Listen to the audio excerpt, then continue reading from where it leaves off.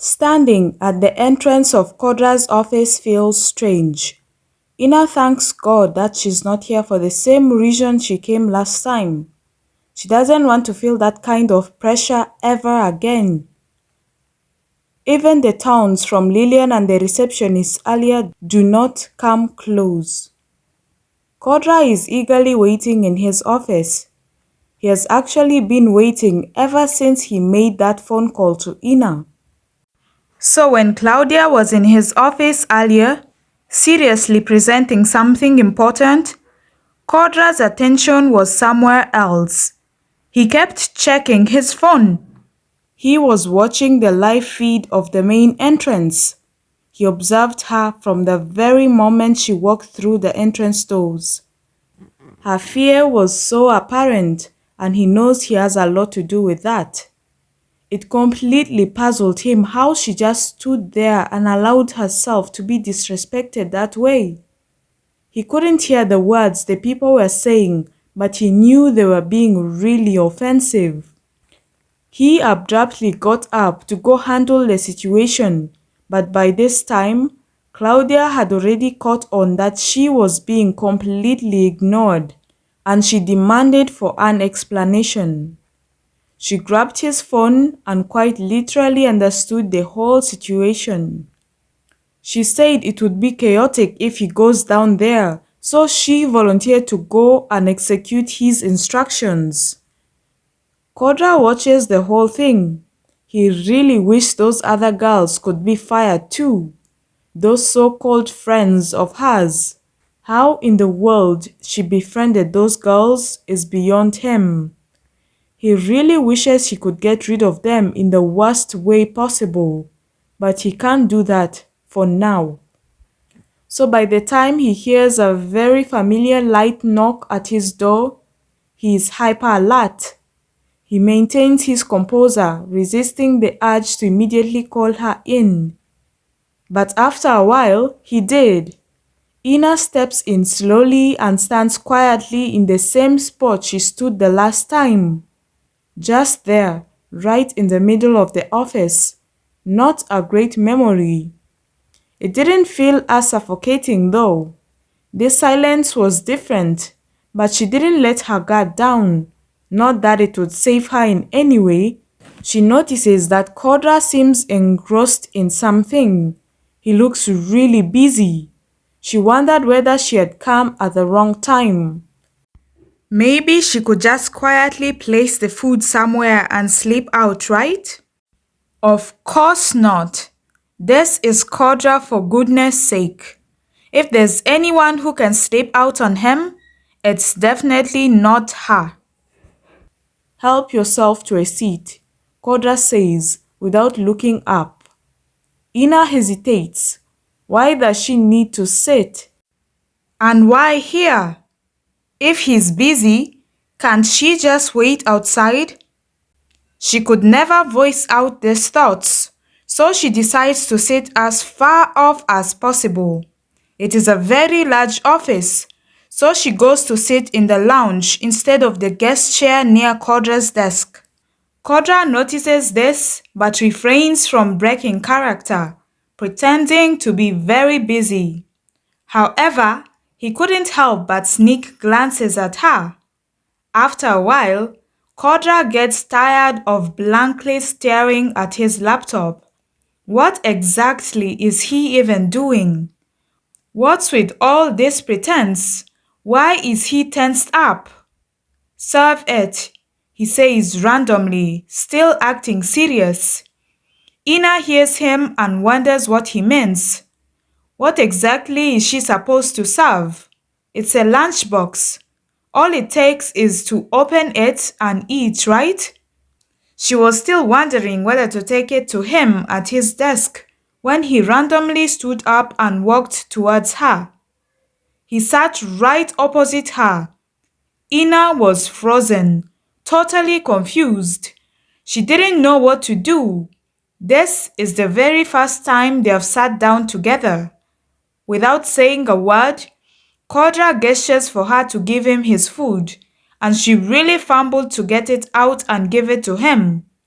He goes on to eat the food, a meal clearly packed for one person. Ina just sat quietly, trying her best to compose herself. In their usual setting, he'd be sitting and she'd be standing idly, waiting on him. She wonders whether to stand up, but he had asked her to have a seat, right? And he isn't complaining, so she might as well stay put, no matter how unsettling it is. Ina avoided his gaze the entire time. She didn't even sneak a single peek at him. She waited and eagerly for any complaints about the food or maybe an additional information on what he'd prefer. But he didn't say anything. Once he finishes everything, he gets up and walks right back to his desk. Ina quietly collects the dirty dishes and excuses herself. She took a very deep breath once she got out. She couldn't believe it was that easy. Really suffocating, but way much easier than she had assumed. That night, after she served Kodra his dinner and stood quietly next to him like always, he asked her to join him. Ina could not believe it. She was so shy. She had never thought that eating would be such a perfection-demanding activity. Even chewing felt like a chore. To her surprise, in the morning, he asked her to join him for breakfast too. These were actually more of orders. He'd just point at the chair and say, "Sit down and eat." But coming from Codra, they sounded like sweet requests. That's how odd it is. Very unexpected. Ina was still so shy, which is weird, because her normal reaction to a situation like this, where she'd have to be this close to him, was fear, total dread. She's supposed to be scared, but she isn't. Now she was just trying to hide her blushing cheeks. After they finished their breakfast in total silence, Codra instructed Ina to deliver his lunch today as well. But this time, she's to pack enough for both him and Patrick. Ina had thought that was a one-time thing and didn't expect to go there again. The receptionists were randomly fired yesterday. She wonders who that person is that Claudia said they shouldn't have messed with.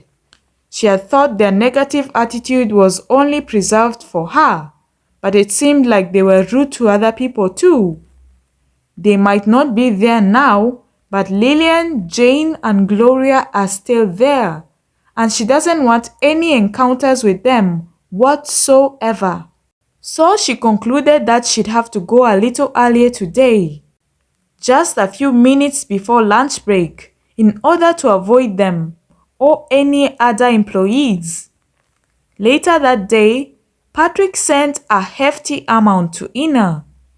He said it is from the boss and is meant to cover her bus fare for commuting to the headquarters and back.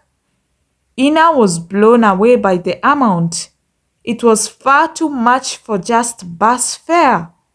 It's way more than what she earned working at the Hawkers for half a year. At first, she thought it might be a mistake, or perhaps she is expected to buy a few things with it. Stock up the kitchen, for example. However, she has never had to go to the market before. Kodra has a personal shopper who delivers everything on time. All she has to do is tell her the things required. And it surprised her that she wasn't asked to take over that duty too, considering she had already taken over that of all other staffs. Patrick reassured her that the money is all hers, and she can use it as she pleases. Ina didn't understand why Kodra would give her such an amount. The contract he had her sign clearly stated that she wouldn't be given a dime. Now she has been given an amount she has never in her life got at a go. For bus fare?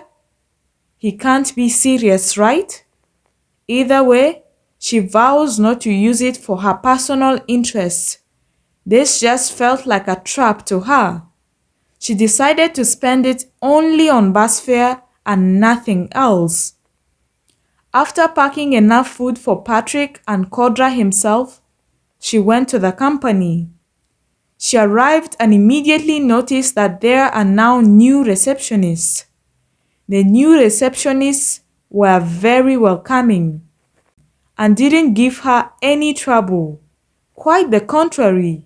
Ina felt much more comfortable because of this. She's a little early, so she didn't encounter any of the people who mocked her yesterday. She went up on her own this time. On getting there, she spotted Patrick. Ina, welcome. You're early today, Patrick said. It seemed like he was heading somewhere. Oh, yes, I know. Can I wait somewhere until Sai is free? Ina asked. There's no need for that. I'm actually going to his office right now. Let's walk there together, Patrick suggested. Are you sure? I really don't mind waiting, she voiced, but Patrick insisted, and they walked there together. Once inside Codra's office, Ina went to sit in the same spot as the day before, while Patrick had a conversation with Codra. Once the discussion ended, Ina noticed Patrick getting ready to leave. Sir Patrick, I packed some food for you today, she said, stopping him. She rummaged through her bag and pulled out the container of food. Patrick's face lit up. He is really hungry, and a free lunch sounds perfect. However, as he was about to walk towards Ina to take the food, he felt a deadly glare from Kodra. The intensity of the glare almost made him kneel down and beg for mercy. Patrick froze, confused about what he had done this time. Ina, oblivious to Kodra's reaction, handed out the lunchbox to Patrick. Sir asked me to pack lunch for you, she said.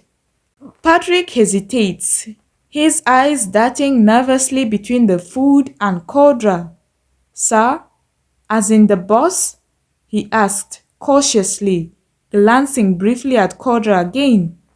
Yes, this is yours, Ina confirmed, stretching the box toward him. The delicious aroma wafted through the room, and Patrick swallowed heavily. There is no way Kodra would ask Ina to pack lunch for him. Absolutely no way. Patrick quickly realizes that he needs to leave before this situation escalates. It is clear that while Kodra might have asked Ina to pack the food for him, it isn't meant for him.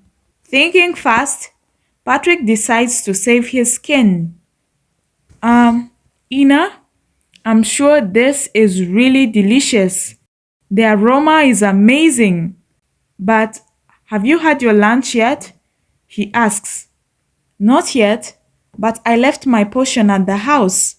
I'll have it once I get back, she replied. No way! You have to eat this one. I'm not that hungry anyway. Patrick urges desperately. No, this is yours.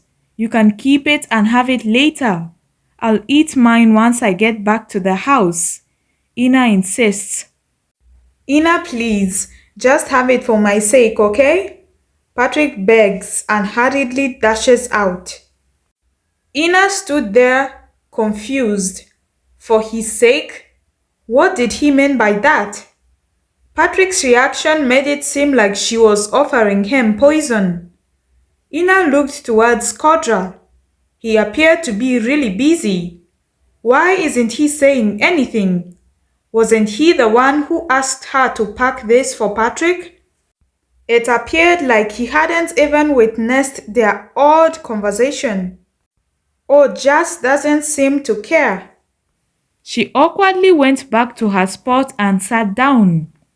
After a while, Kodra came up and sat opposite her, just like yesterday, and Ina gave him his food. He receives the food, but before taking any bite, he just sits there and stares at Ina for way too long. Ina was so uncomfortable. She had her head low, but she could feel him staring at her.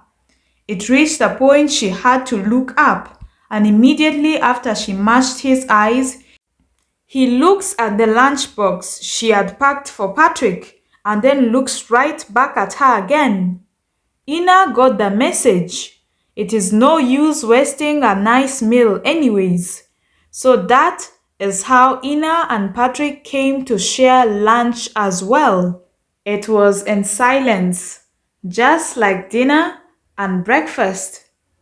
For the rest of the week, Ina would bring lunch for Codra daily, along with an extra package that is meant for Patrick, but he never has. Not by choice though. As a result, Ina ends up having lunch with Kodra. They have all the main meals of the day together. Kodra no longer scolds her, but they still do not interact. It's just total silence between them. But the silence has grown to become warmer and more comforting, something both of them have begun to yearn for. Without realizing it, these moments became something they both looked forward to. No words expressed it, only actions did. Meanwhile, back in the school district, Lillian, Jane, and Gloria were having a very bad day. In all, it has been a very horrible week for them. The three of them are tensed and gloomy. Didn't I tell you? I warned you clearly not to underestimate Ina, but did you guys listen? Lillian asks bitterly. I am honestly shocked, Gloria said, looking nervous. Lydia and Dorothy were fired, just like that. They got replacements for them that very same day. Exactly. It's no coincidence that every single department head briefed their staff about professionalism and bullying that very day as well. Jane adds, frowning. It's all because of her, Lillian snapped. Now you're finally realizing what I've been complaining about, right? Why in the world is Ina bringing lunch to the CEO every single day? That's not even the worst part. She lives with him. They're together every waking moment, she complains. We aren't even allowed near his office floor, but Ina can go there anytime she wants. Jane chimes in. I heard they have lunch together. Imagine what they must do at home. This can't be possible, right? Maybe he's just using her as part of some revenge strategy, Jane suggested. Shut up, Jane, Lillian barked. You're making it sound like the beginning of some romantic fairy tale. It starts as hate, and then we all know how it ends, she complained. The group fell silent, each of them lost in thought. After a while, Gloria, who seemed the most anxious, spoke up, timidly. Guys, I think we might have actually helped Ina achieve a Cinderella story. We led her to her prince, she said. Shut up! Lillian and Jane shouted in unison. They do not want to hear that at all. That cannot happen, no matter what. They will not allow it. We have to do something about this. We have to do it immediately, Lillian muttered, her eyes glinting with malicious intent. Jane asks what they can do about it, and Lillian pointed out that they still have something against Ina. The public still doesn't know that she is accused of stealing from the company. They themselves have spread it to a few people in the company, but there is still no evidence out there. The company hasn't released any information regarding this. Imagine what could happen if it gets released. People will drag Ina so much that no one will want to be associated with her, especially Kodra. Even if he still keeps her for some weird reason, the board of directors won't allow Ina to go scot-free. So just like that, they formulated a sinister plan. Ina moves happily around the kitchen as she prepares one of her special dishes. Codra never asks for anything of his choice, so it's all up to her and she always goes all out. Cooking had never felt this good. She even baked a cake and carefully packed everything. On her way to the bus stop, Ina was lost in thoughts, smiling for no particular reason. She felt light-hearted, the happiest she had been in a long time. As she got closer to the bus stop, she noticed a group of women standing by the roadside. Something about their presence felt off. This is an isolated road with little traffic since it leads to the estate. These ladies do not appear like residents, and the way they stared at her made her very uncomfortable. Real death glares were directed towards her, and Ina instinctively felt targeted. She decided not to take the risk, trusting her instincts. So she stepped back and turned around to walk away. But before she could leave, something was thrown at her, hitting her unexpectedly. She stumbled but managed to catch her balance. Turning around, she immediately recognized her attackers.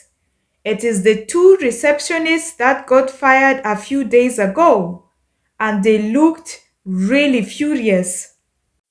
"Oh, look, we meet again," said the one who seemed to have thrown at her. "You think you can just waltz into the company, get us fired because your ego was bruised when we didn't bow to you, and go scot-free?" The other accused, her voice dripping with anger.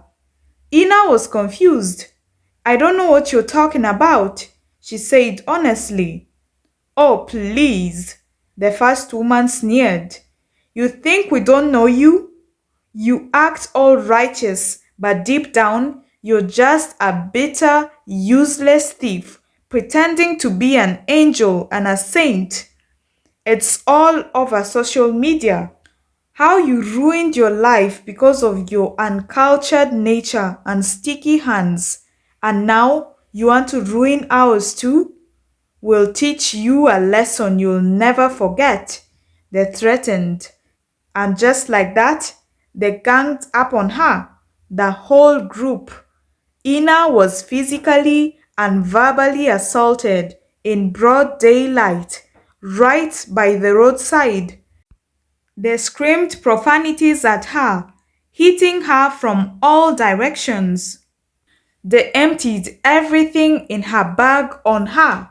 Everything was destroyed, including her small phone. Ina couldn't tell how long the abuse lasted. All she knows as a victim is that it went on far too long. She did her best to protect herself, shielding her face, because there is no way she could fight back against so many people. Ina just lay helplessly on the rough ground, hoping they would leave her alone soon. She was so pitiful. Once they finally leave her, she stayed on the ground for a while before painfully getting up. This was an incredibly humiliating experience. Not a single person had tried to help her. Passerbys merely whispered, stared, and walked away. She doesn't even know how she managed to make it back to the mansion. Her entire body is sore, and she is covered with food and dust. Ina felt so helpless. Until now, she had endured so much emotional pain. Nothing had been physical, aside from her aunt's slaps. And just when she thought things were starting to get better, this happened. She realized there is no way she will ever be able to escape this part of her life. Internet scandals are forever. People don't forget. She would have to deal with this for years to come. Even if the truth were to come out by some miracle, her entire life is already ruined. Most people will never believe she was only a victim in this whole plot. Sitting in her room for a long time, Ina reflects on her predicament. She no longer wants to go anywhere. She doesn't even want to step out of this room. She is really scared, but tries her best not to allow this stop her from playing her role. This wouldn't be the first time she has to work despite being beaten up. She has had her fair share of profanities and beatings. Story of her life. Despite her pains, Ina manages to shower, though it was difficult because of her bruises. She wears a loose outfit and packs the little food remaining. This time, only for Kodra. She doesn't have any appetite for food. Ina didn't want to go to the bus stop again. The memory of what had happened was still too fresh. So she decides to take a taxi to the headquarters. She would just have to explain her reasons to Codra. It was way past lunchtime, so most of the staff had returned to their workstations. The lobby wasn't crowded. Only a few visitors lingered. The receptionist seemed so surprised to see Ina, which is odd considering she had been frequenting this place.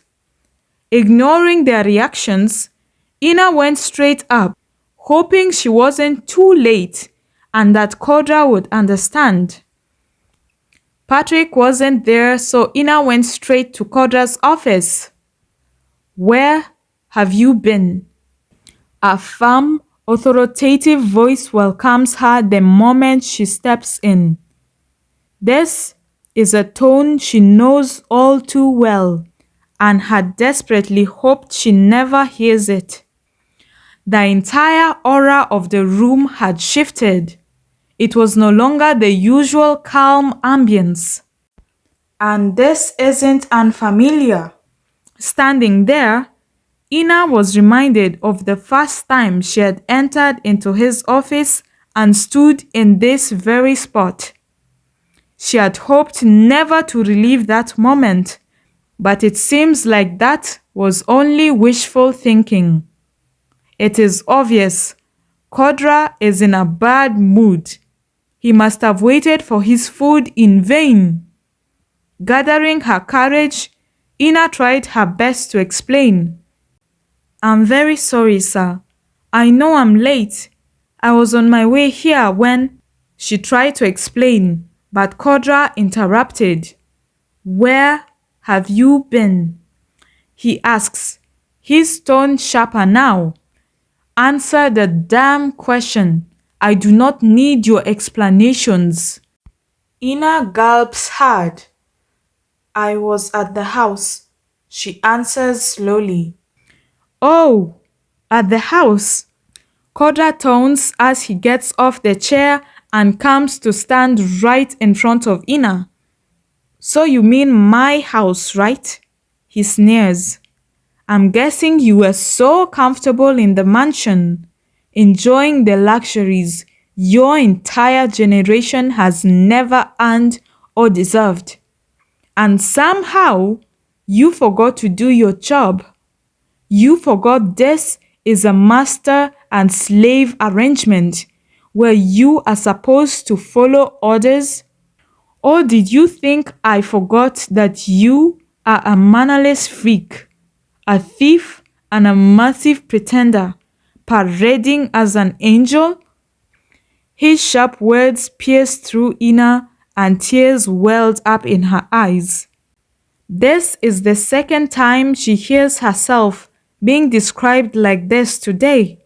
Do you think because we dined together we're friends now? Did you think I liked you?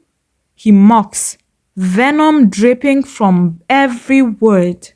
That's the thing with characterless people like you, he continues. Once you show them a little kindness and consideration, they look down on you, walk all over you, and take advantage of your generosity. By now, Ina's tears were streaming down uncontrollably. Kodra falters for a moment, taken aback. This is the first time he's ever seen her cry, and for a brief moment, it shakes him. After all, this isn't the first time he reprimands her, and she has always held her ground. His remorse quickly gives way to anger. He convinces himself that her tears are just a ploy to escape the consequences of her actions. And this thought infuriated him further. Kodra storms back to his seat, glaring at Ina for several minutes in cold silence before finally speaking. Get out of my office. I have better things to do than sit here and watch your fake tears, he orders harshly.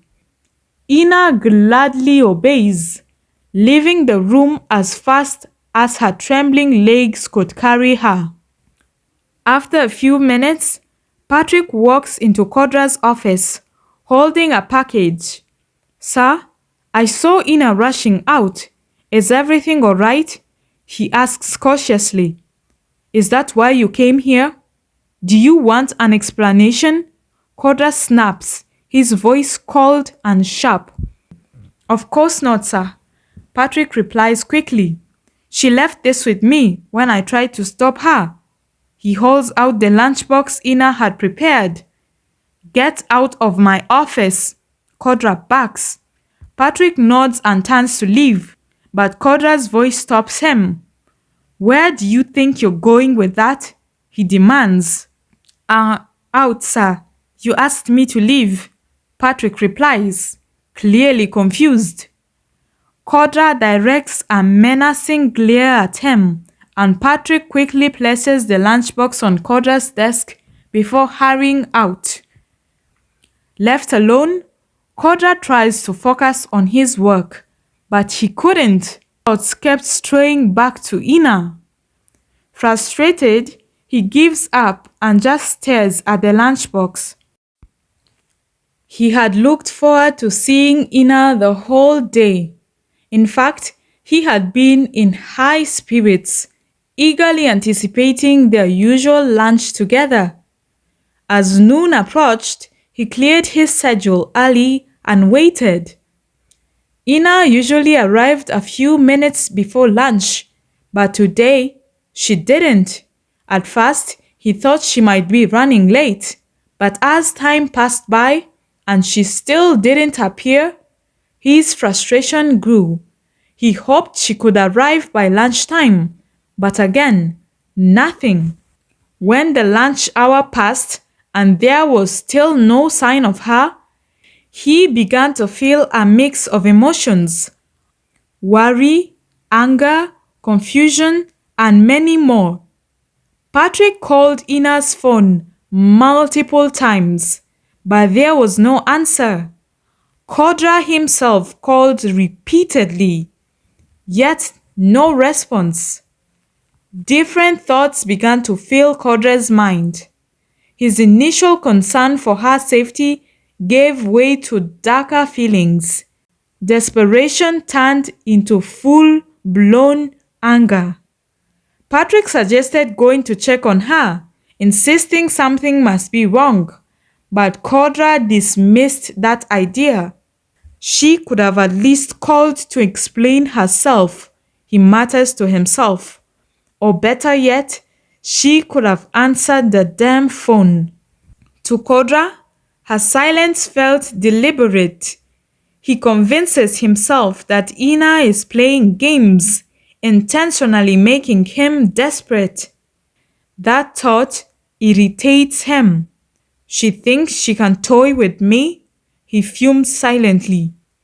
Me of all people? The nerve to make me beg for her presence, for food, no less food that I pay for? She has forgotten who I am. His glare hardens as his frustration consumes him. Codra decides he will remind Ina exactly who he is and put her in her place. By the time she arrives, he is ready to release all the pent-up anger boiling inside him. He felt foolish for waiting for her and enraged that her failure to come had ruined his entire day.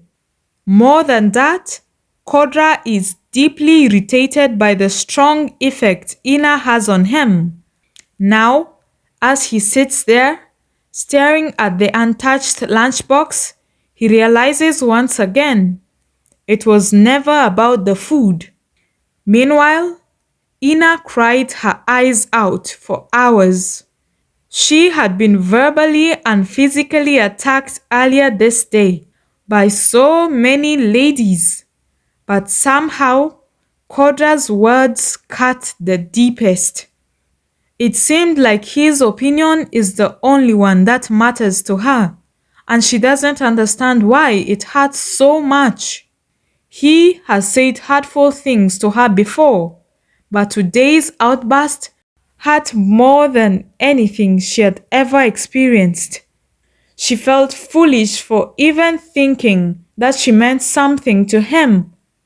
For a moment, she had forgotten her place in his life, and he just reminded her of it. Codra is sitting idly in his office, still unable to focus.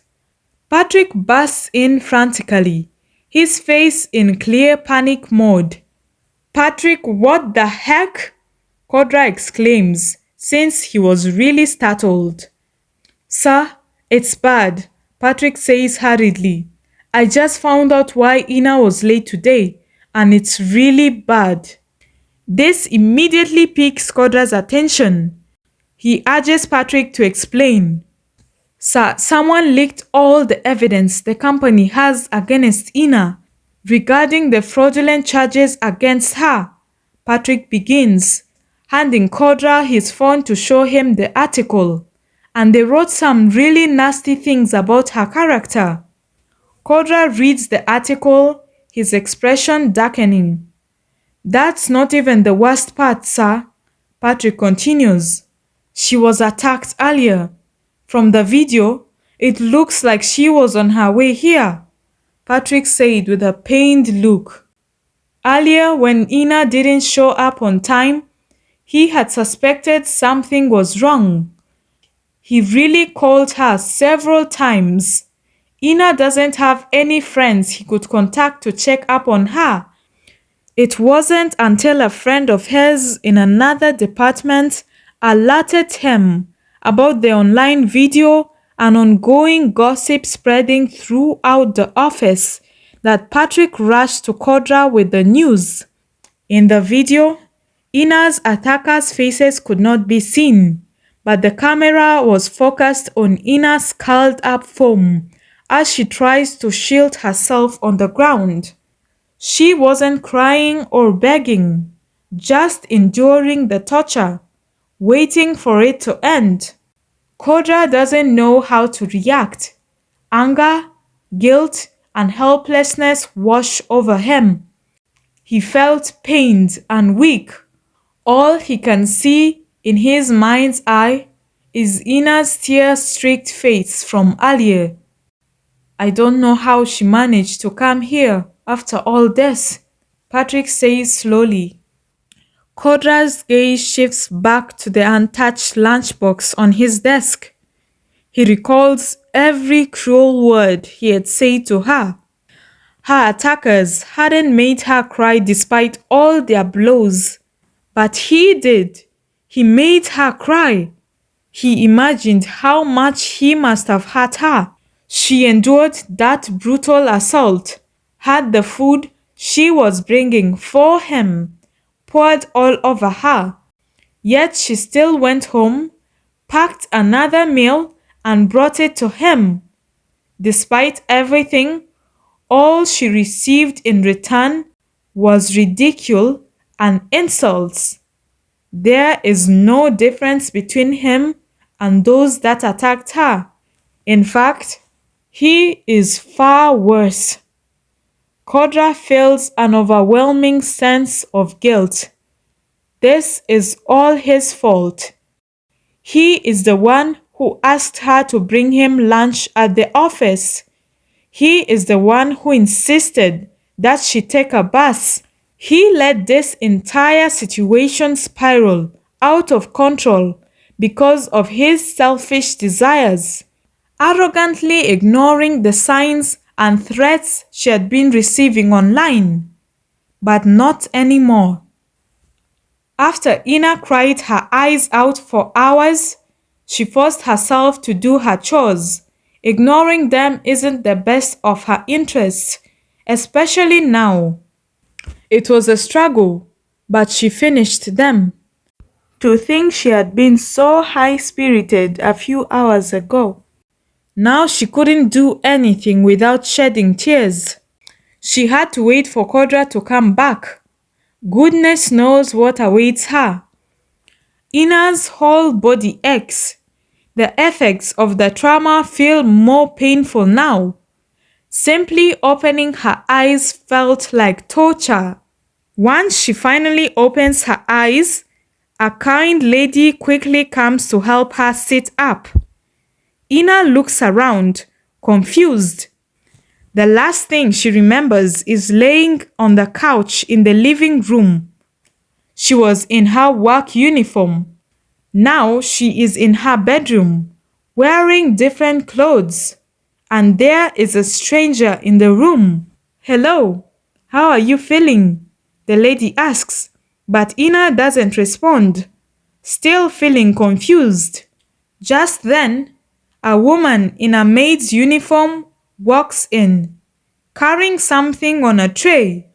"Miss, I brought the warm soup you asked me to prepare," she says as she sets it down.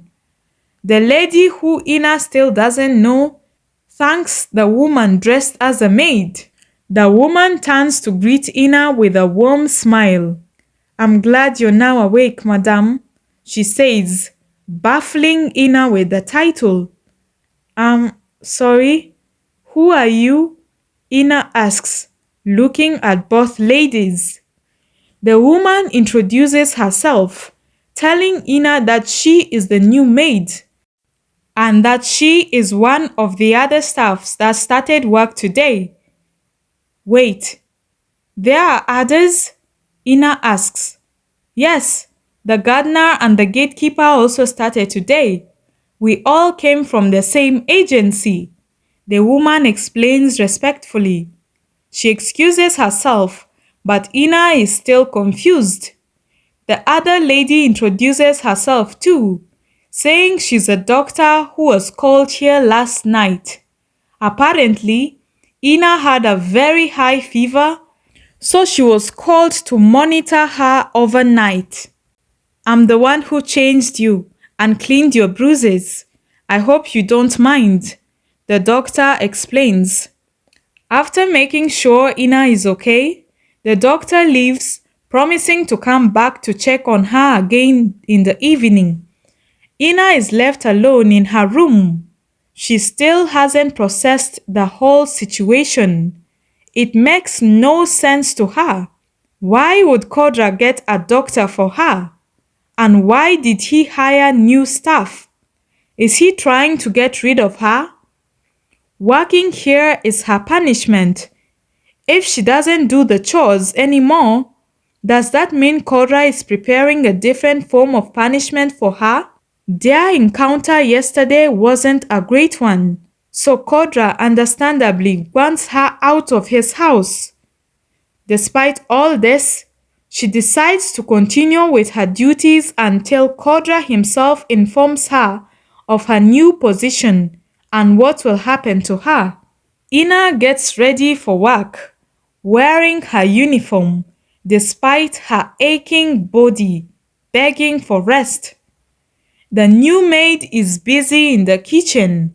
She immediately walks over to Ina after seeing her. "Madam, what are you wearing?" she asks nervously.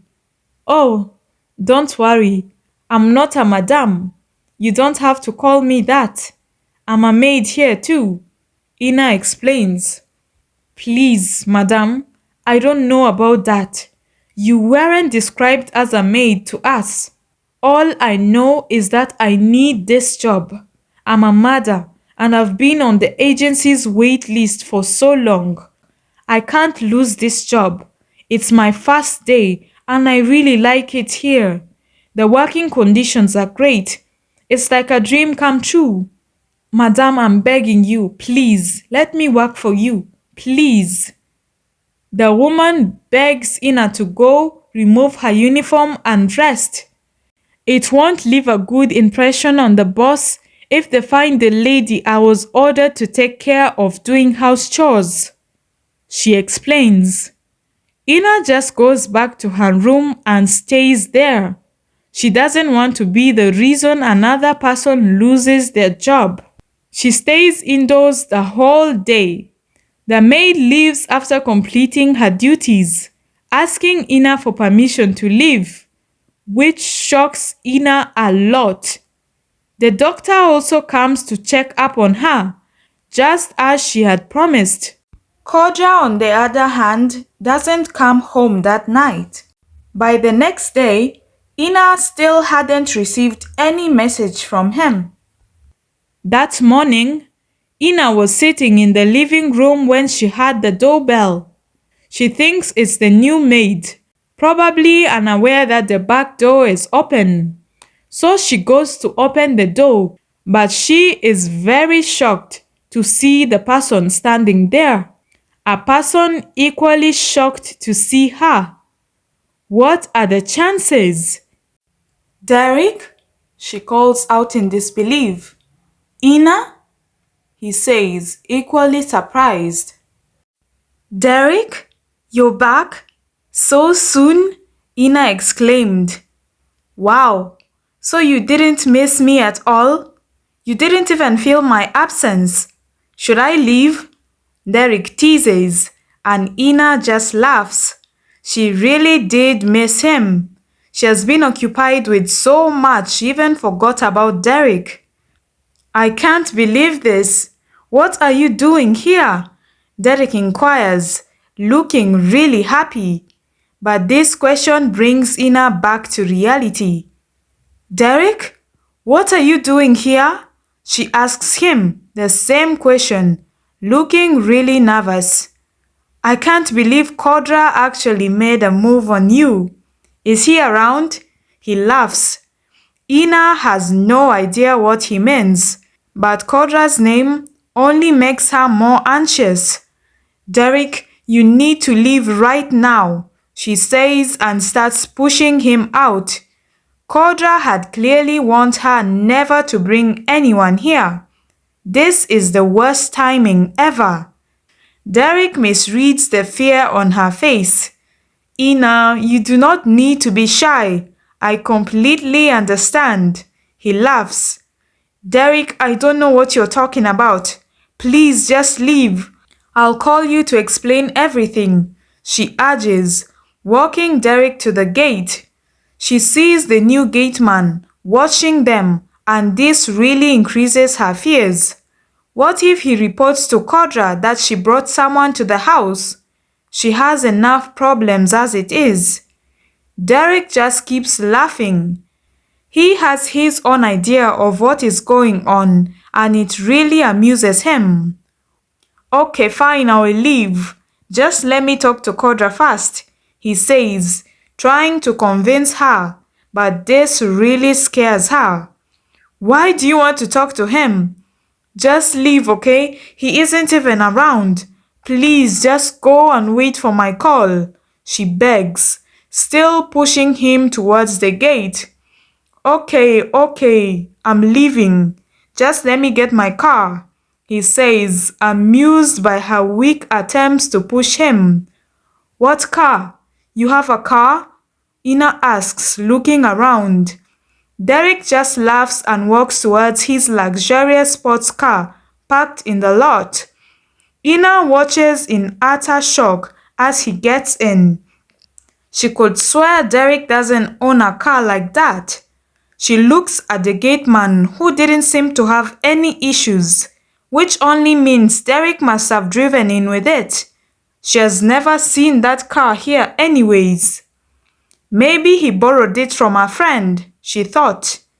As Derek drove out, he promises to come back later. Ina felt like crying. Why does he need to come back here? The gateman opens the gate respectfully, and Ina wondered why he wasn't bothered by a stranger driving in. Why did he even allow Derek in? Is this a trap? How did Derek even find her? Could Lillian and Jane be forming a new strategy to torment her? Ina goes in with hopes of calling Derek, only to remember that her phone had been crashed. She doesn't even know Derek's number offhand. Derek is very happy.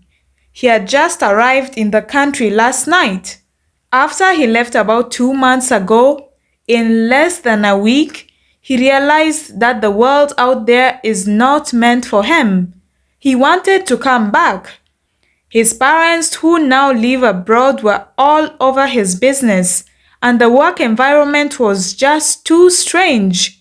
He wanted to come back, but his brother kept insisting that he stayed. Growing up, his parents were basically never involved in his life. They were always busy. Kodra did everything for him. They are really close, and he always listens to his big brother. So he stayed.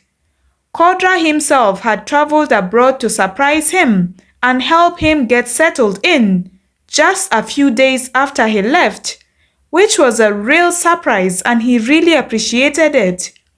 He stayed because he didn't want to disappoint him.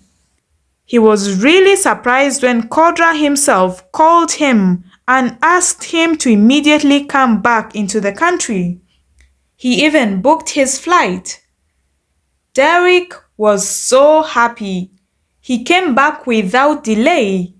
He arrived at night, spending the night in their family mansion since it is close to the airport. Kodra called him this morning and asked him to go to his house as soon as possible. Derek thought he must really want to meet him for some reason, since the sudden beckoning for him didn't make sense. But he was very shocked when he found Ina, his own friend, in his brother's house. He couldn't believe it. He had so many questions. Ina seemed shy, so he decided to go ask Codra instead. He is really excited. He drives to the headquarters and goes directly up to Codra's office. There is my brother. I can't believe it, man. You have made me proud, Derek exclaims as he walks in. Codra looks up at him in disbelief. This is absolutely not the reaction he expected out of Derek. I can't believe you actually asked a girl out for the first time in your life. And she is in your house, your own house. I'm proud of you. Ina is the best human being I know. You will never regret it, he praised. But I'm angry. Why didn't you tell me about it? Why did you two keep me in the dark? He reprimanded and just kept talking on and on. You know what? That doesn't matter. Tell me, how did you ask her out? And how did you convince her to move in with you? Because I know Ina. She would never make the first move. He laughs. Kodra just stares at his brother in disbelief. Why is he happy? Did you go to my house? He asks curiously. Of course I did. Besides, why did you ask me to go to your house when you weren't there? He inquires. Wait, you wanted me to see her, right? So that I can congratulate you? Is that why you made sure I stayed out of the country? You needed space to woo my friend? He joked, but Codra didn't get the humor. Did you speak to her? He inquired. Oh, I tried, but she was very shy. She kicked me out before I could say anything. The gateman told me that you aren't at home, so I came here to get answers directly from you. Derek explains. Kodra is taken aback. Why would Ina kick Derek out? As he thinks about it, he recalls warning her never to bring someone to his house. And then he remembers that his brother always tried his best to keep his identity a secret, even from his close friends, because he believes that's the only way he can make genuine friends. Derek, does Ina know that you are a hulker? He asks seriously, catching Derek off guard. I'm not sure. She must know. All her friends do, so they must have told her. I never told her. Why do you ask? It all made sense to Codra now. Ina doesn't know that he and Derek are brothers. That's why throughout everything he has put her through, she never tried to contact Derek. It makes sense now. There is no way her fake friends told her about it. He had thought sending Derek to the house is a good idea. He had Ina so much he doesn't even want to see the pained look in her eyes, knowing he caused it all. The night before, when he got home and found Ina laying on the couch, looking weak, tired and sick, he realized the kind of monster he is. He carried her to her bedroom and called a doctor to watch over her. He left first thing in the morning. He had actually bullied an innocent girl with a traumatic childhood because he doesn't know how to present his feelings, and in this, he had offered a platform for her to be bullied by many other people. There is no way he could atone for this. So he called his brother who had been begging to come back home. Ina and Derek are close. Maybe he can help her feel better. But it seemed like that didn't happen because he threatened her some days ago. Hey, bro, what's with the long face? Aren't you happy to see me? Or am I getting too much into your private business? Derek asked after seeing Codra's conflicted look. Codra just sighs. Derek, go to Patrick. Ask him to tell you everything. Tell him I sent you, he directed. Derek caught on that something isn't right. He tries to investigate, but Kodra just sends him to Patrick. He can't bring himself to tell Derek everything on his own. Derek went out to find Patrick, and it wasn't long before he rushed back in. This time, with the reaction Kodra had expected from the beginning. Patrick followed him as well. He hadn't even told Derek half of the things that happened before he rushed back into Codra's office. This has to be a joke, right? It's a lie, right? Bro, I'm asking you, he shouts, looking impatient. But Codra just maintains his expressionless face. And this kind of answered Derek's question. Why would you do this to her? Why didn't you tell me about it? You know she's my friend. You've seen me with her. I have spoken to you about her on several occasions. She has come to my apartment several times when you are right there as well. She never saw you, but you did see her. To think I thought you liked her. Why in the world would you accuse her of stealing from the company? Ina doesn't have a single malicious intent in her. She's the most innocent person I know, Derek shouts. Ina would never steal from the company or anyone. Why did you accuse her? He demands. Kodra still had no reaction to Derek's rants. Actually, we know that she didn't steal from the company. We've known that for a while now. The man whom she was accused of selling the files to confessed quite easily, Patrick pointed out. Wait, so you all know that she is innocent? Then why are there thousands of people online calling her a thief? Why was she attacked and beaten up? Why aren't the real thieves in jail? Why is Ina taking the fall for this? Derek throws in these numerous questions. Patrick could no longer answer. Even he himself didn't understand why Codra still hadn't done anything to the real thieves, whom they know. Is it because she reprimanded you? A few words that damaged your ego? I do not believe Ina said all those things for no reason. You must have done something to trigger her. What were you even doing at the school district? I had already gone abroad. What took you there? I thought you hate that neighborhood because common people live there. Derek accused his brother. He was so angry at this point. He was talking to someone who was not even responding to him. Kodra just maintains his rigid face. He wants Derek to vent as much as he wants. He has enough reasons to. Derek, it's actually your friend. She called the boss to go and get your house keys. That's why he went there, Patrick pointed out. This leaves Derek confused. Why in the world would Gloria do that? He immediately asks Patrick to go find her. He knows she is within the company. She had begged him to secure a spot for her here. Gloria was very surprised when the CEO's PA came looking for her. She gladly followed him up. On walking into Codra's office, she sees Derek and is immediately overjoyed. But seeing Derek's expression, she realizes that he is in a rather bad mood. The CEO doesn't look happy either.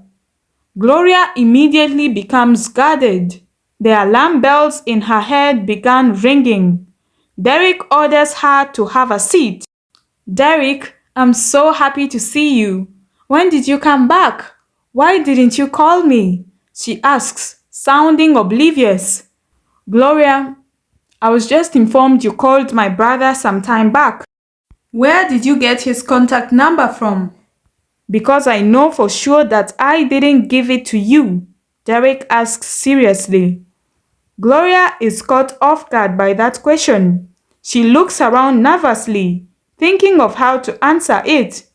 She had stolen Codra's number from Derek's phone, but she had told Codra that Derek gave it to her.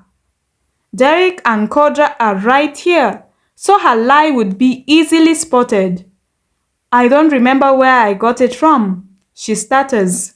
Why did you call my brother to get my house keys? I remember clearly telling you to leave them with Ina. Derek asks another question. You did? I forgot.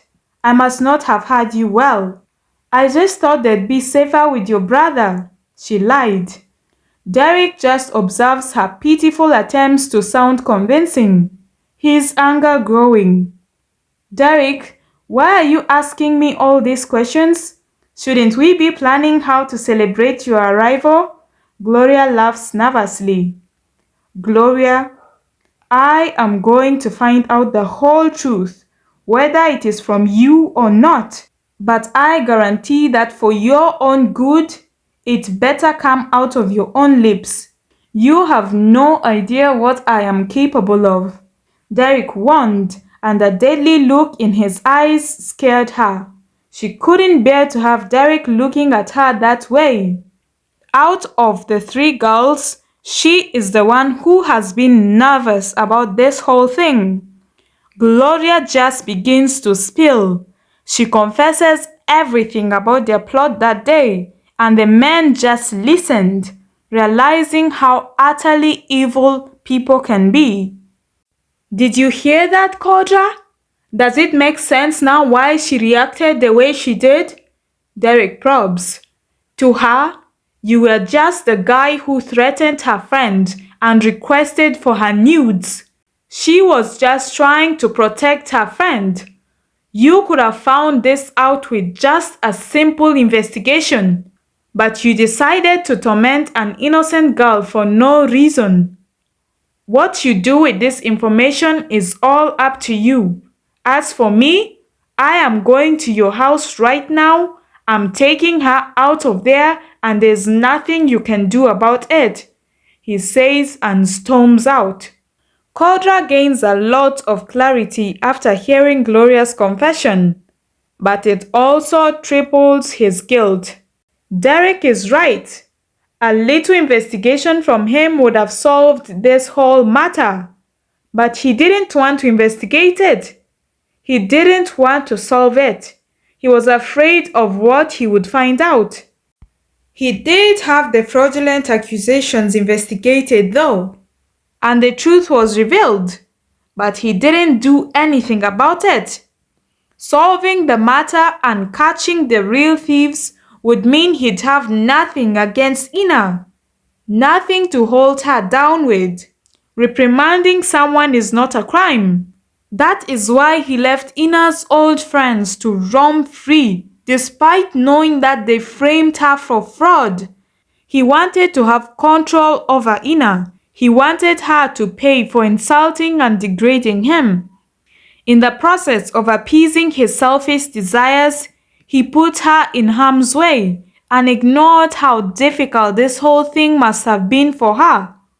Gloria stood up in order to leave, but a glare from Codra froze her up. Even Patrick was glaring hard.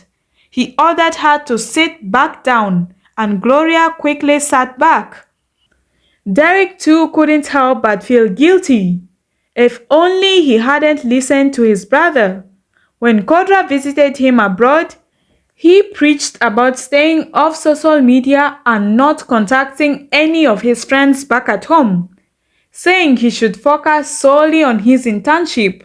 Derek isn't even active on social media platforms, and he barely has any friends, so he didn't have any problem with this suggestion. He and Ina are friends, yes, just not the close kinds to be on phone constantly.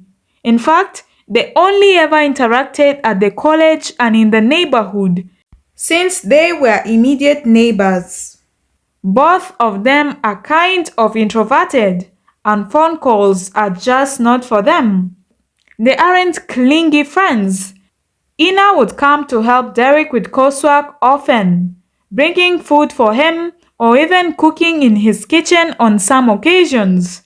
Lillian would have so many of her friends over at their house, so Ina found going to Derek's place as an escape. And in several of these occasions, Kodra would be around. He'd stay in Derek's bedroom or sit in a hidden spot in the living room where he'd have a clear view of the open living area. He would eat everything Ina prepares or brings after she leaves. On some occasions, he would come around and ask Derek where her female friend is and whether she would visit. It started to seem like he was indirectly asking Derek to invite Ina, although he didn't want to be involved with her in any way. Derek thought Kodra only wants her to come over for the food she normally brings or cooks. Understanding Kodra is never easy. Derek had tried to introduce Kodra to Ina, but Kodra was uninterested, so he did not force it, knowing the kind of person his brother is. Derek now feels he might have had a hand in his brother's obsession with Ina. He had never thought it would get this nasty. Once he got back to the house, Ina still made an attempt to send him off, But he immediately confessed the whole truth about his true identity to her, showing her a picture of him and Codra. Ina couldn't believe it. Derek tries his best to explain a few things to her, then asks her to go pack her things. Ina still hadn't fully processed what was happening, and she was hesitant to leave. She should be happy that she has been proven innocent and is now free, but she wasn't happy, just confused and rather sad.